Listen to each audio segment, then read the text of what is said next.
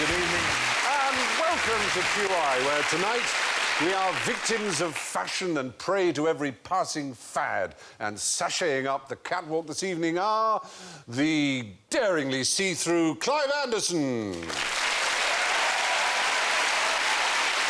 the beautifully cut Rich Hall, the topless and strapless Reginald D. Hunter,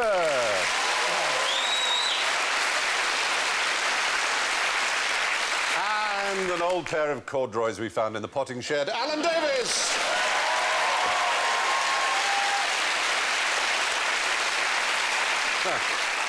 Of course, fashion is something that goes in one year and out the other.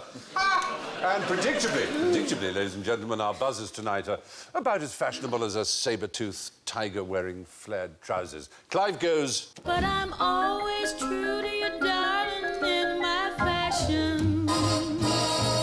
Rich goes... She's a dedicated follower of fashion. Reg goes... You know, shirt's so sexy, I can't complain. And Alan goes... He looks a proper nana, he's got such a job to pull them up, but he calls them daisy roots. Oh, well, excellent. Your challenge tonight, gentlemen, is to start a trend. As it's Fashion Week on QI, after 6 years' struggle, this show has never managed to instigate any kind of a catchphrase. And we think it's time we change that. So, you have in front of you, I hope, a list of 19th century catchphrases, as it is QI. You can use one of those, if you like. They are genuine 19th century catchphrases. Has your mother sold her mangle? Say that again. Has your mother sold her mangle? Has your mother sold her mango? That was a genuine catchphrase. Who are you? Ah, that's your catchphrase? Yes, it is. This is one of the biggest catchphrases of the 19th century was, who are you?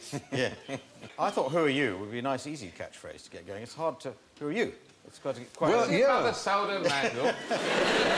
It was used in all circumstances, apparently. If someone walked into a pub, for example, if you caught someone picking your pocket, you go, who are you? Now, let's turn to our American friends. Catchphrase is a big thing in America? Oh, of course. Yeah. My grandfather used to say, you're dumber than a bag of wet mice. Very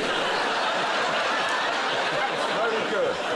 Yeah, it's funny the first time I heard it, but, you know, Yeah, it doesn't... my whole life. Yeah.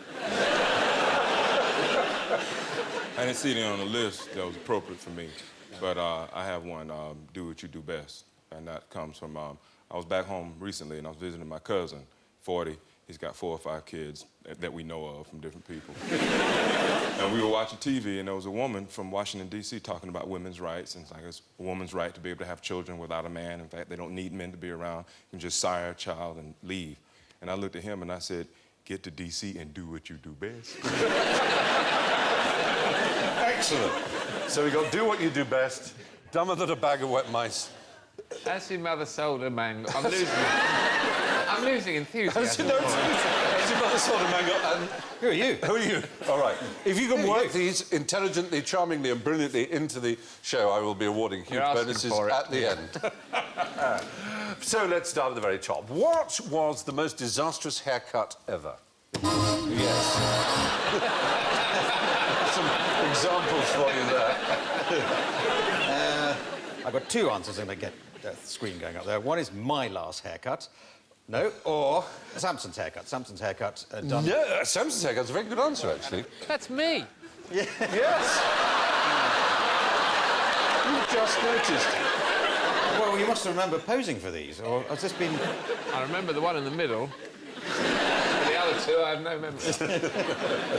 I know for a fact that in 1928, the New England Tool and Die Manufacturing Company was looking for a new screw that wouldn't slip out of the notch.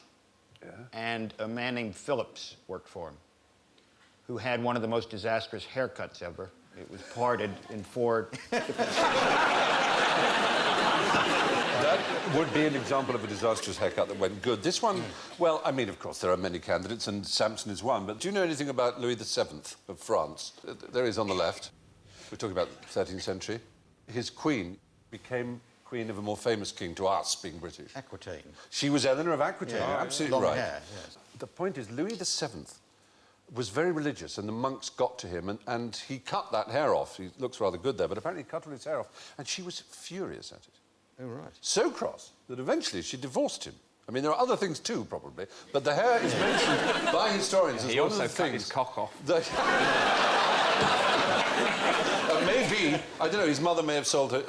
Has your mother sold a mangle? Maybe that had happened, yeah. I divorce you. But the consequences of the divorce were enormous, because she then went over, she was incredibly rich, she took her kingdoms with her, married Henry II, and it began the 100 Years' War. Yes. So essentially it was the haircut that began a 100 Years' War. Yeah, but that's just something you say in polite company. Like when you telling people you're breaking up with your partner, you go, yeah, well, I ain't like what he did with his hair, so I left. You can't really say about the king, he keep farting in bed. Or... I just don't like his haircut. Yeah, you're right. What is interesting about this poor king is he definitely wouldn't have had sexual relations with Eleanor's mother because he was very abstinent indeed, and he became ill, and the courtiers suggested it was because he hadn't had sex. Yeah. And so he consented to have the Queen sent for, and they said, no, she's too far away. If you don't have sex immediately, you will die. But genuinely being told that he had to have sex or he would die, he actually said he would rather die chaste than live an adulterer. See, that leads you to believe that he had a bad sexual experience as a child. Yes. And just, you know, because, you know, most men wouldn't rather, like, face death than have sex. So something happened when he was a kid, maybe a teenager, maybe his wee-wee got caught in the zipper, or he mangled, or... Yes, the mangle. Or he said, I'm not ready for this yet, maybe just let me lick your elbow. And the woman just said, do what you do best. And... Very good. The Simpsons make a reference to the 100 Years' War. Oh, do they? Do you know what they call it? Eh? Operation Speedy Resolution. Anyway, so we've all had bad hair days, but the one which helped start the 100 Years' War takes some beating. Louis VII's haircut seems to have been a bit of a faux pas. Many faux pas are just Freudian slits. Slips! But what outrageous item of clothing got the Duke of Wellington thrown out of a club? Yes. I'm going to suggest he wore his Wellington boots in the club, so I knew that would be because I just love it. I think it's so fantastic what a career he had, because not only was he a great general, winning one of the most important battles of all time, and a few others, plus he was Prime Minister, and he had Wellington boots named after him. Pretty astounding, isn't it? And they were on my shirt. I think I know. Yes, go on. I know exactly what happened. Now, he showed up at this situation, and it was supposed to be all formal and nice, but he was a bit of a cook. And he came in and he said, look at this wonderful dish I made with beef. And it was inappropriate to be trying to introduce your cooking at a social occasion like that. And his wife tried to say, don't do it, just, you know, save it and invite some people back, and we can eat, have a smoke, and then it'll all be good. But he was like, no, I know this is good food. And so he took it there, and he was just, people was like, oh, we're just drinking here, and just, oh, he's general, he should know better. And just... This is what I believe happened. I might have read it somewhere, I can't remember. You reminded us of another thing to chalk up to Wellington. Yeah. Not just the boots, and the not food. Just the battle, but the beef in pastry. Around beef. Yeah. Actually, this happens to be just about my favourite club. If you were to ask me if I could get in a time machine and go anywhere, this is one of the places I would go. It was called Almack's. It was the club that determined whether or not you were in society. And it was run by these fierce women, the lady patronesses. And it didn't matter who you were. If you didn't get a voucher from them, you couldn't enter Almack's. So we're looking for an item of clothing that Wellington turned up in. Yeah, because what must a properly attired gentleman in the evening, what should he wear? A hat. He'd have that, but what would he have down here? Hot pants. Close in as much as... Breeches. Knee breeches. Yeah. Knee breeches. And Wellington wore... Long trousers. Trousers! Trousers. He A wore rah-rah skirt. trousers. Yeah. He wore trousers. And so So he was... I won the Peninsular War, for goodness sake. I can wear any trousers I like. You'd think. Or did they make him roll them up? That's my catchphrase. I can come in any trousers I like. Sorry. That's... it's... Sorry. I do apologise. Yeah, I sure enjoyed that long, winding story so we could get to that. That was... The trouser was considered absolutely shocking and not to be worn in smart society. Breaches of etiquette. Exactly. That's good. Good. You know, we like it. I bet when they told him he couldn't come in, he looked at him and he went, "Pants to you."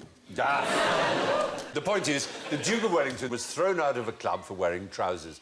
On the subject of trousers, as a matter of fact, what's the best way of dealing with a wartime shortage of trousering? Wow. Yeah. I think out that's of just trousers. a serving suggestion there. I don't think They that... ran out of trousers? Well, they... Obviously, in the war, there was a shortage of material, and how did they deal with it? What's the first thing you would do to save material with trousers? Put them in trenches. You try and use less cloth in each trouser. Yeah, exactly. One-legged trousers. In Scotland, you'd wear kilts to... Or you take them off dead guys. I mean, the enemy. Yeah. But no, generally, the first thing that they banned...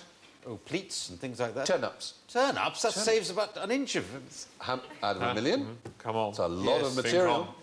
And they were so serious about this that if a tailor sold someone extra long trousers, longer than they needed, knowingly, really, so that the wife would then make him turn-ups, the tailor would go to prison. What about older gentlemen who pull their trousers right up close Yes, to they do, up to the nipples, right yeah. up to the nipples there. Yeah. Why, now, first of all, what's going on there?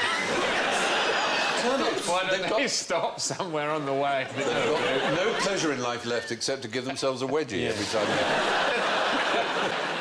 Why don't they just pull their trousers right up to just under their eye? Then they would save on shirtings. They could have a really long fly. Like... You're That's an enormous fly. The fly must be about 2 feet long. The time you've undone it, you've forgotten where you were Just zip there. Nurse! Also, boys under 12 couldn't have long trousers, they had to have shorts. And, of course, women couldn't wear stockings, so what did they used to do? Oh, they used to draw a seam on the... Oh, there they are. There you Drawing are. a seam on the back of their leg. Yeah. Because they felt that if their legs were bare, it was considered that made them look available. I don't know if the boys in the shorts thought the same, but it was... Firstly, they would stain their legs to make them look tanned, with gravy browning and things like that. And then they would draw a line down the back, which looked like the seam on nylons. I mean, it seems crazy, but... Why didn't the soldiers just draw pictures of trousers on their...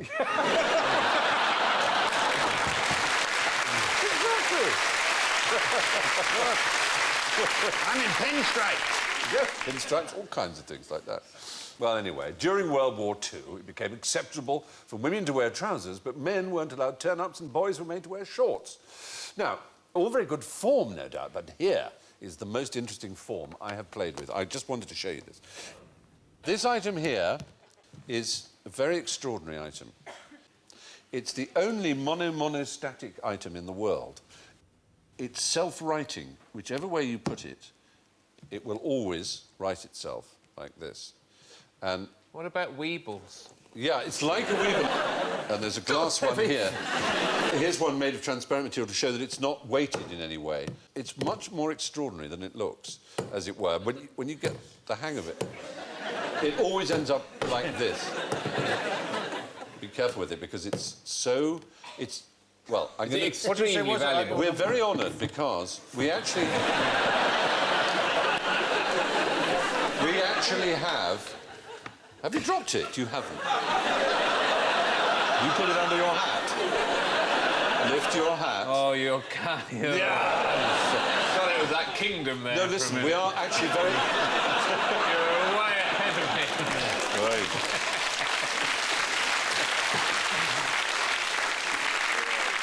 We have Gabor Demokosh, the inventor, here with us. Gabor, good evening. Hi. It's very good to see you. He's from Hungary.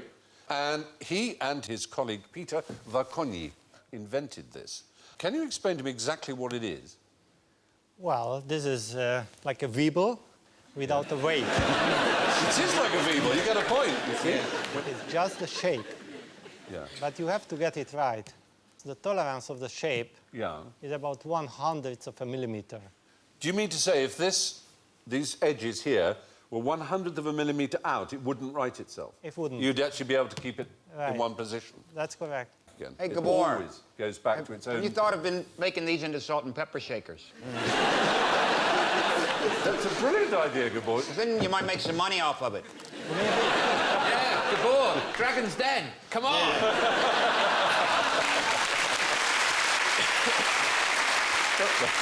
Of course, Junior Colby, you're actually scientists, mathematicians, yeah? Engineers, yeah. Engineers. Yeah, And sort of. how did you come to build it? What gave you the idea that this could be Well, done? we got the question first. First, we got the question for the mathematician. Then we thought about it, and then we thought we should build it. But after we built it, we realized it's already there. In what way is it already there? Well, some turtles seem to have similar shapes. So you're saying evolution got there first? Evolution got a couple of million years earlier there, yeah. So do you feel like you've wasted your life?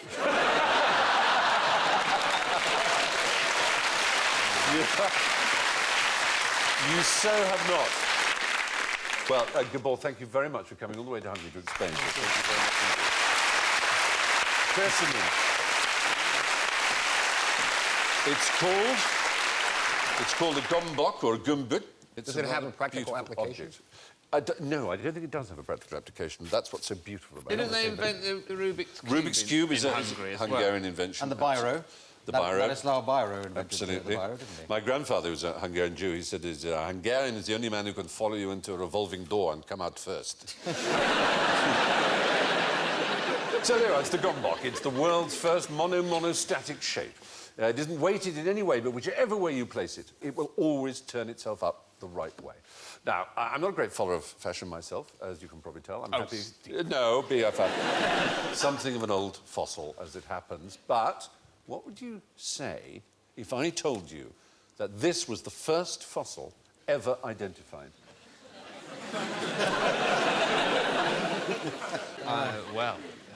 Is it? I'd say, is it? Thank you for not falling into a trap, and you wouldn't say bollocks. Oh, bollocks. It does look like a handsome pair of human plums, but it isn't. Rob Plott, who was the first keeper of the Ashmolean Museum in Oxford, he recognised it to be a thigh bone, but it's huge. You can't quite tell its scale here. So he assumed it was a thigh bone of a Roman elephant or of a giant race of humans. But he also, as I say, recognising its shape being, as it is called, its scrotum humanum, because that's pretty much what it looks like, let's be honest. But it turned out to be a megalosaur. There is one, a real one. It's a shame they're not still about. It is, isn't it? Up and down the M1. It's very hard to try and get a grip on how old life on Earth is. But if life on Earth began on January the 1st, and we are now literally the very end of the year, when did the dinosaurs appear? Hang on, look, I've got Tuesday. The dinosaurs are 200 million years ago. About mid-November. Not bad. A little later, December the 5th. Yeah, not bad. It's a very good. And we come at sort of 5 to midnight on December the 31st or something, do we? Is that... We come a few minutes before midnight on December the 31st. But they became extinct on December the 24th, on Christmas Eve. So December the 5th to December the 24th. No. If they became extinct on December 24th, yeah, then that's saying that the human race got, what, about 6 days before, you know, clocks go back or something? What? Well, here's a year, okay. and that year represents the totality of time there's been life on Earth. Totality That's of the time. beginning. That's beginning over And there. this is now. Assuming that time is a linear. Yeah, exactly, yeah. Thank you. So, let's suppose that it's a long pair of trousers, time. Man appeared at the top of the fly. I don't think your trousers and a dinosaur comes. Yeah, basically. That's sort of what happens, isn't it? Oddly enough, saurus was ancient Greek slang for penis. Was it? Saurus means lizard, yeah, and they would call it your lizard, your knob. Just thought you'd like to know that. So. I do. I'm pleased to know that. Why is thesaurus then? Is that Latin? That's not ancient. That's a different word. Thesaurus means a treasure house or a repository. In his case, a treasure house of words. So you might refer to your backside as a thesaurus. I'd like to think my bottom is a treasure house, yes, Alan. Thank you for that.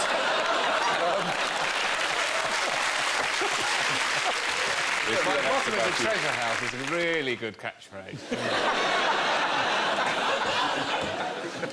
I'd be my billing matter on my poster. Stephen, my bottom is a treasure house fry. Yeah, I go with that. All right. And so we arrive, fashionably late, at the bring-a-bottle staircase party of general ignorance. Fingers on buzzers, please. What rhymes with month? Dump. This word, I have to say, is probably not known to you. Jump. It's Sikhism. It's what the Quran... Sikhism does not rhyme with month. No, I'm telling you, I'm taking you into the world of Sikhism. What the Quran is to the Islamic faith, this thing is to the Sikh faith. It's their text, and it's called the Granth. Oh! There, you see? Well, I did every Well, we bloody should letter know. except Gunt. Yeah. Well, we should know that. I mean, that's not that obscure, is No, it? it isn't. There are That's plenty what I of mean. Sikhs. It's a perfectly reasonable word. Yeah. Yeah. So loads of Sikhs watching this programme, Did I assuming miss they'd out be the screaming. Gunt! For Gunt, goodness you sake, idiot! it's Gunth! No, Gunth! it's Granth. A Gurunth. Not Gurunth, just Grunth. There are a lot that supposedly don't have rhymes, and month was one such, and we thought we'd tell you there is Grunth. There you are. So the holy text of Sikhism is the Guru Granth Sahib. Which city has the most Michelin stars? Paris. Oh. Wait, that don't count. Because I said Paris before I pushed the button.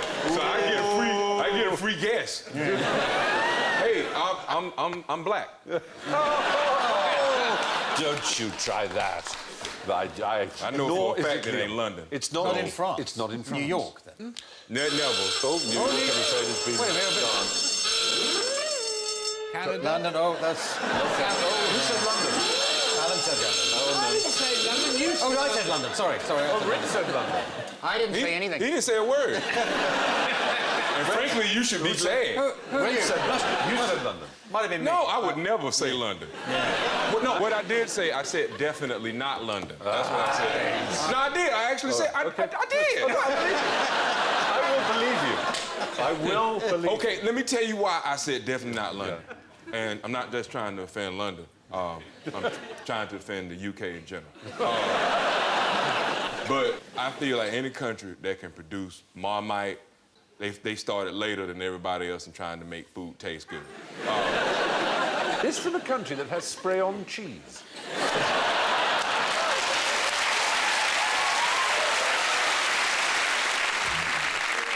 But you're right, it isn't Britain. No, man, you It's can not cut London. me off. You gotta give me a chance to okay. insult you back. Oh, right, sorry.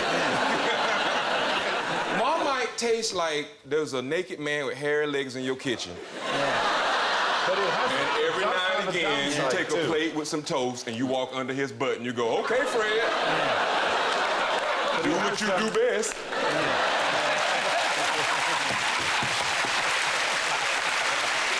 Very good.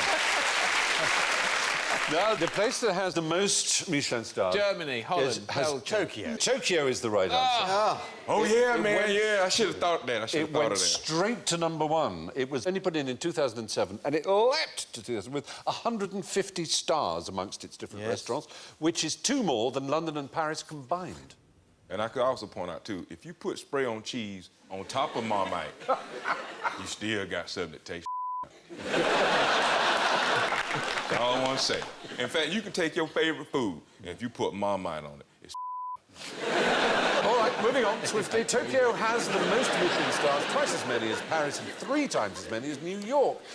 What colour is a nicotine stain? It's like yellowy brown. Yellowy brown, eh? Yellowy brown, yes. Yeah. Not yellow. Just...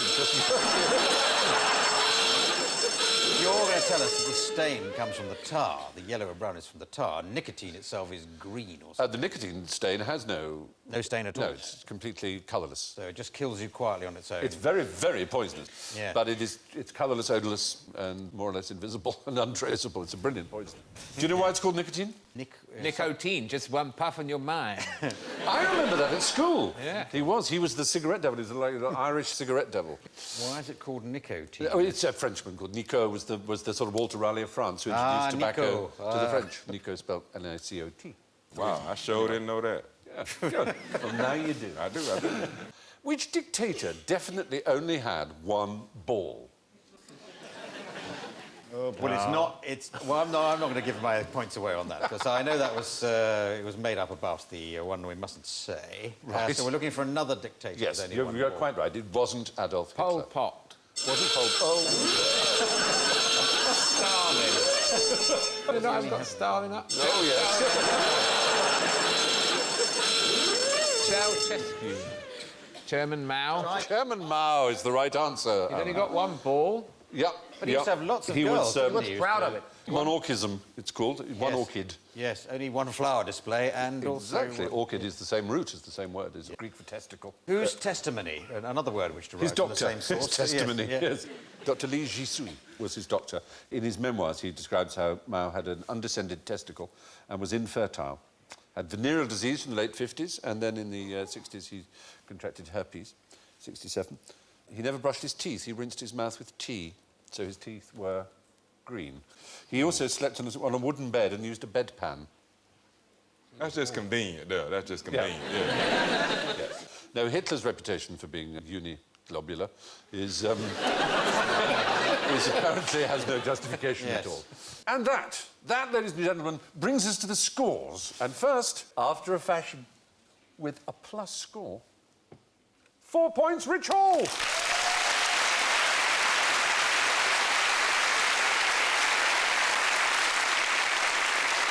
In second place, with -5, only slightly passé, Clive Anderson. Oh, and doing what he did well with -6, Reg D. Hunter, ladies and gentlemen.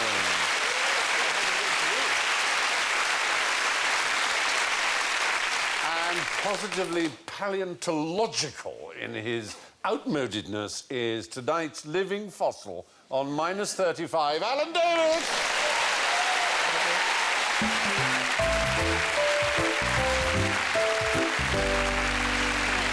And so it's good night from Rich, Reg, Clive, Alan and me, and we leave you with this thought from Oscar Wilde. Fashion is a form of ugliness so intolerable that we have to alter it every 6 months.